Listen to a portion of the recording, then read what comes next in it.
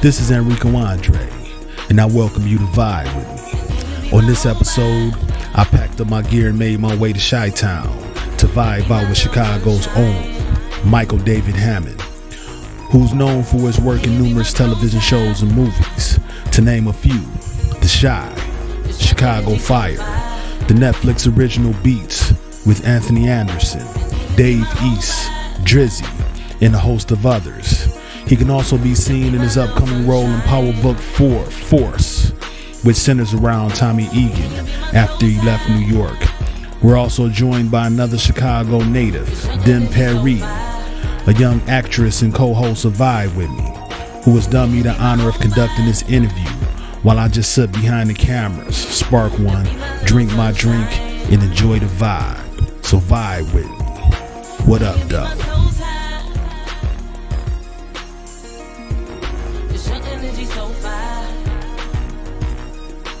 Everybody, this is your girl Mimi, and you're tuning in to Vibe With Me, and we have the one and only Michael David Hammond today, and I am thrilled. You guys may have seen him on the Netflix original Beats, Chicago PD, Chicago Fire, and many more. So I just want to say welcome and thank you for coming. Good. Thank you. Now I know a lot of people are wondering the same thing. I'm wondering, how did you get your foot into the door to become who you are today? Like anybody else, extra work. Oh, yeah, that's extra common. Work. So, I did extra work at the beginning of my career for like 6 months. Okay. TV show came into town, filming a pilot. It was an untitled TV show. And I will never forget the director, whose name's Eric. Came in, hey, I want you. Thinking talking to a couple guys in front of me. Right. No, he just moved aside you. Call wardrobe up. Go to wardrobe, get a suit. Wardrobe lays like, you want a suit? Right. Not gonna happen. Right. So we get to the wardrobe truck, she comes out, stone look on her face. Garment bag, dusty garment bag. Has my suit size. They go to the back. Dusty shoe box has my shoe size. Oh, so they done it. They had it in there. Okay. A suit size that no other retail store has in store to have to order, but the wardrobe had it. Now, not to cut you off, so when we talk about the shoe size, can you let them know so we can get an idea of what their shoe size I wear is? size 18. Now, y'all heard it, right? 18. Okay, so they had it on set. They had it on set. Okay. And from there, it was up from there. Oh, okay. So now, I don't want to discourage anybody, everybody stuff foot in the door for extra work, including myself. Now, if it was some advice that you could give the listeners out there on how you can take that extra work and implement it so that you can step your foot in the industry, like what steps can you take to do that?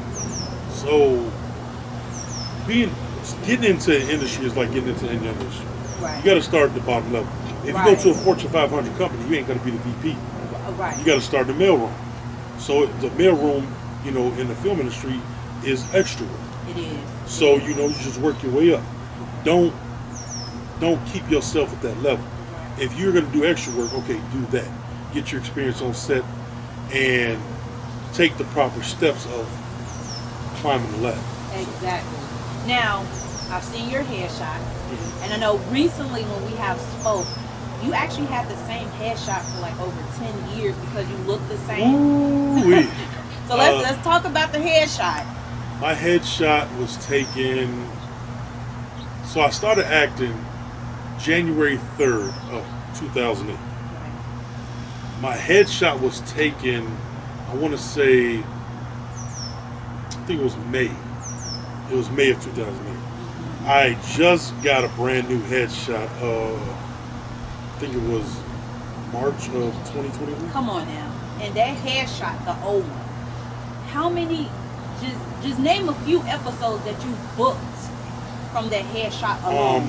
I booked a lot. I booked Shameless. I booked Chicago Fire, Chicago PD. I booked many of things. But that one headshot over the span of the year. Over that span of that. Yeah. Now, would you recommend for the listeners, those who are trying to pursue a career in acting, Would you recommend that they get an agent or try to do things on their own?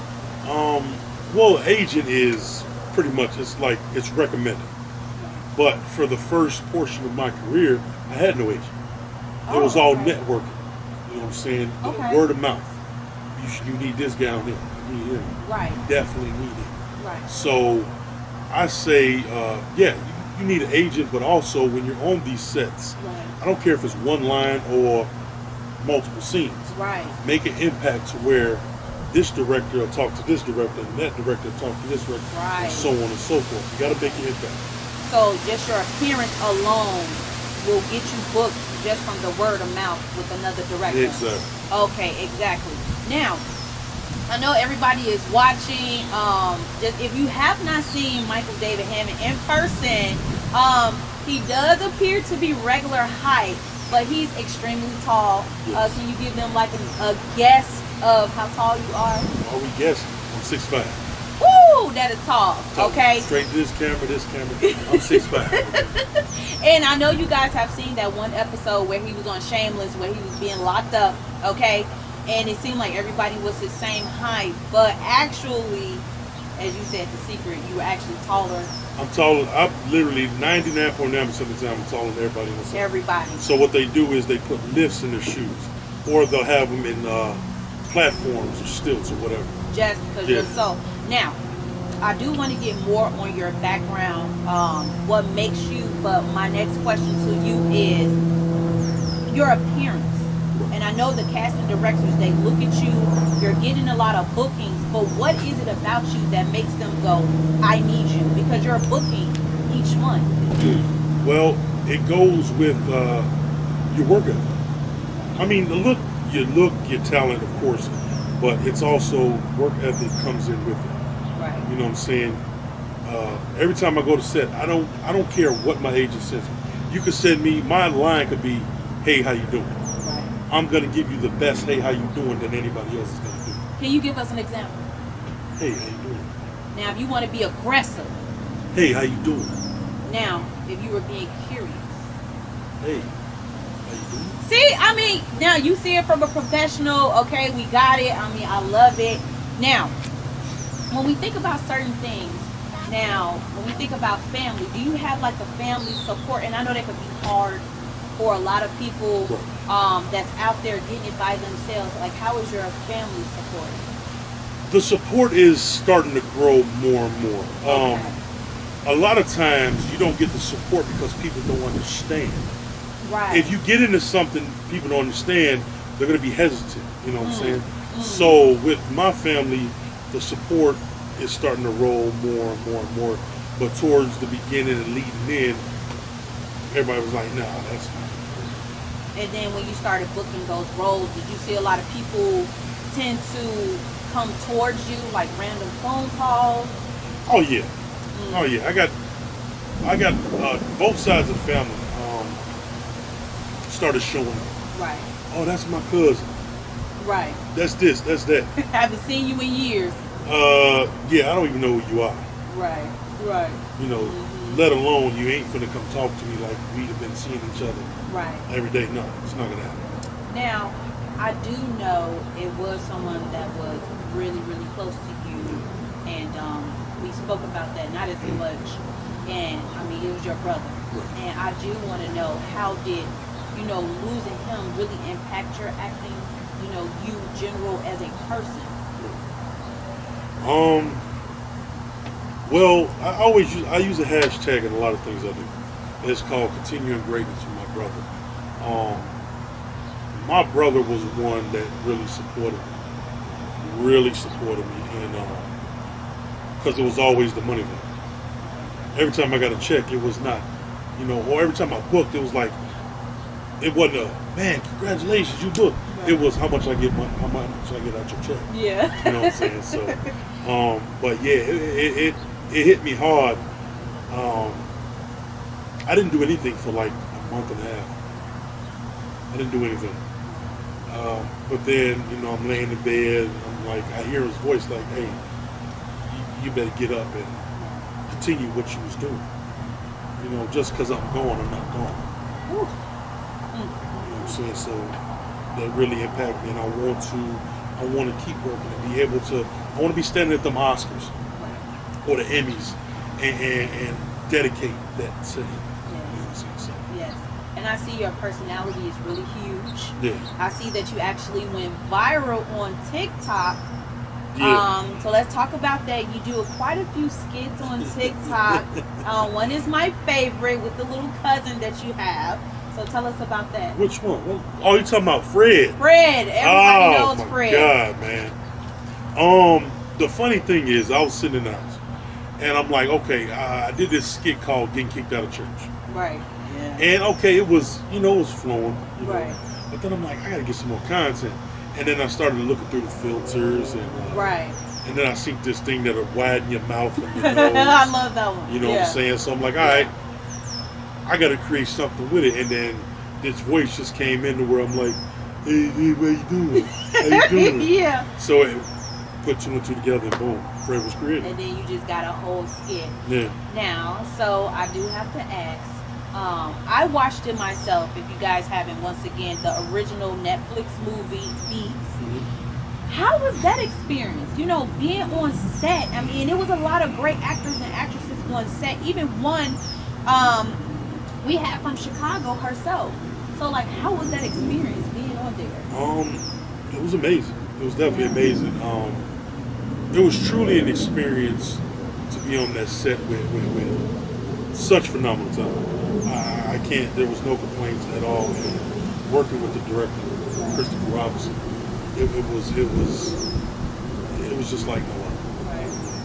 When I watched that one scene when he came through the door, because you were like a bodyguard, like, you know, you got to go through me. I was afraid. You know what I mean? Like, it was quick and easy, but it was, you felt the vibe that you were giving off. You know what I mean? So that part was just lovely. Upon our return, we'll speak more with Michael David Hammond about how he got his role in Power Book 4 Force with Tommy Egan. So take a break, fix you another drink, and just sit back and vibe. You know, been thinking. So I see you're here. Then we got prom, graduation. Then what? Please ask you, why are you pulling us over? Because you were swerving. No, I was. What did you do? Two young ladies, Lori Holmes and Christina Davis. Are you okay? This is what I had to do. Just go to the police. Fuck the weak ass police. Can't let them get to the girls before we do. Get wild. That's what we go to the bottom. Right. Because that's our solution for everything now. What about real life? Are we gonna just party every day? This ain't no goddamn movie. I got you.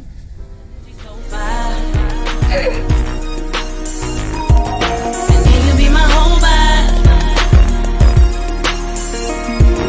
And be my little sunshine? Can you be my soul tie?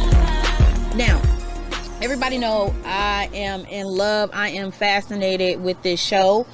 Started off Power. If you have not watched it, you can pick it up. All seasons, and I'm just itching right now because, like, my bestie. Now, listen. So right now you have Power Book, you have Raising Kanan, That's 3. and We got Power Book 4. come Force. on now, come on. Power Book 4 Force. How did you feel? Because I know you made the announcement, like, and this being my favorite show, like every Friday, Saturday when it comes on, like I have my meal, I like dang near dress up just to watch this show. Right. So when I found out that you're going to be airing on the show, I was like, oh my gosh, like, what was it like meeting Tommy? Like, what happened? Well, when I first got the announcement, I'm not gonna lie, I broke down the cry Right. because because I have worked so hard in my career Right. to book a recurring role Woo! on a TV series. One of And- the most popular TV series. Very true. But I broke down and cried. Everybody's at, what's wrong? And then I told them, everyone started crying with me, and it was like because they knew the work I put in. Right. And hell, my agent started crying. Right. You know what I'm saying? So it was great, and then the process of even getting on the show. Right. I had to audition for a month. Whoa. Really? Yeah, I had different auditions throughout a month. So this was like with different steps, or so I mean, it was literally the same lines. right. It's just everybody wanted to see me do it. Okay.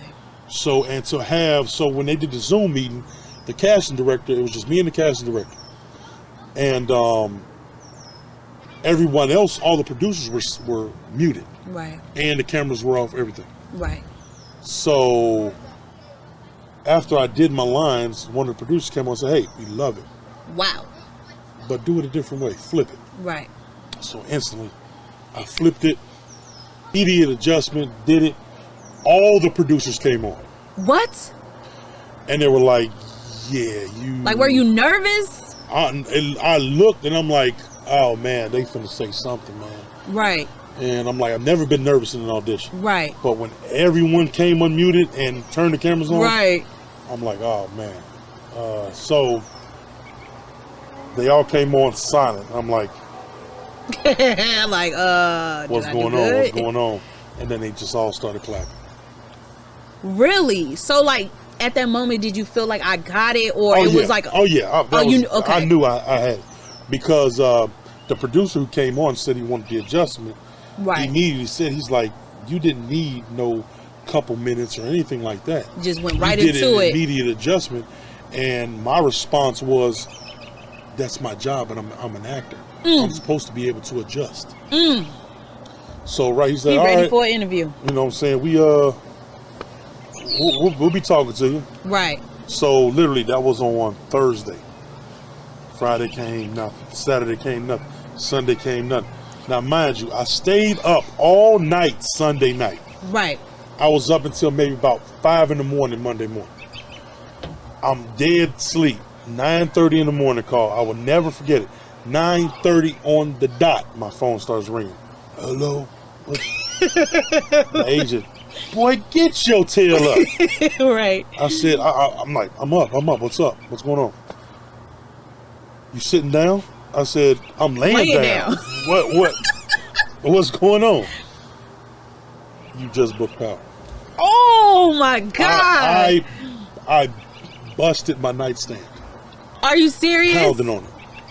What? Now, mind you, this is a 1950s thick wood nightstand. Man, you broke My it. hand went straight through it. Come on now. I don't listen to me. If y'all didn't get the message, okay? I'm telling you, Power is one of the hottest shows that is out there right now. When I first got the news, I was on Facebook. I saw the posting. I wanted to go into tears because just knowing your story, like when I first met you and you was rooting me on, like if you need any help with reading, just learning expressions, like I learned a part of me through Michael David Hammond. And when I found that out, because I remember you were saying that you was auditioning for something but you couldn't really talk about it, and you were always focused. Like he goes through these zones where he's focused, and when I found that out, I wanted to cry. Like I got the audition, because technically I did. I mean, technically I got the audition. Right. I was like, bro, I'm so proud of you. I just want to cry. So just know when it finally aired, I'm going to be dressed in like all black. You know, I'm going to have like the ballroom dress on. Okay. Like we're going to do it right. We're going to have our premiere. We're going to be ready for this. So what, you going to have a shirt that says "This is a big rich town"? What's that say? It's the big rich town. Okay, we're not going to do it. We're going to save it for later. Now. No, we ain't got the money. Hey, we ain't got the money to be paying for that. Them rights either. Goddamn. Now, I got to ask. I know you can't say much, but like, did you ever really get a chance to be on set with like Tommy? Like, if so, like, how was that experience, like seeing him in person? Oh, you pushing it. Tell me something. I see you pushing it. Tell me something. So yes, I've been on set with Tommy, and it was good. He just tried You thought I was gonna tell you something. I tried it for y'all. No, he was cool peoples, man. I really, Joseph Sikora is such an amazing human being, and to welcome me, because I come in a little into the season. Right. Okay. So to welcome me with open arms, and just the humblest person I ever met. Yeah. Like, really. Yeah. And this is like a stepping stone, like, to your career. Because I told you, you know, if anything, you're going to be like Oscar, whatever, the awards, like, you're already headed there because you're booking back to back to back. Like, I already see that happening, and I'm just so proud of you. Well, and I'm happy that you shared your story. I appreciate it. Yeah, but I do gotta ask you though, when you get a chance, when you see Tommy, tell him his number one fan was looking for him, that I appreciate him and all that he does, and for having my brother on the show, it is one of the best things ever. Okay. Make sure you I will put tell that him out that, there. but I have to say this though. You know how many women done asked me to say the same thing? Oh no, okay, so we just go skip that. So I ain't gonna do that too. All seriousness, if it was something that you would love to tell the viewers out there, you know, those that are getting discouraged, they're all over the place, they don't know what they want to do, how they want to go about their career, they're running into the scammers, you know, what can they look out for before saying I'll book the job? Oh well, noticing a scam is easy. Right. I'm talking to the camera. I ain't gonna talk to you. Right. Noticing a scam agent is easy. Okay, if the agency asks for money up front, it's a scam. Run away immediately. No agent gets paid until you get paid. Once you book and get that check, that's when they get that check. Plain and simple. So, Now, what if they're saying, well, you don't have headshots or you don't have the resume? A lot of people get tricked into that too. cameras, go get your own camera. I tell people this all the time. Listen, if you don't have a resume, make you a reel. Right. You can go to any store, buy you a nice camera. Right. You know what I'm saying? For cheap.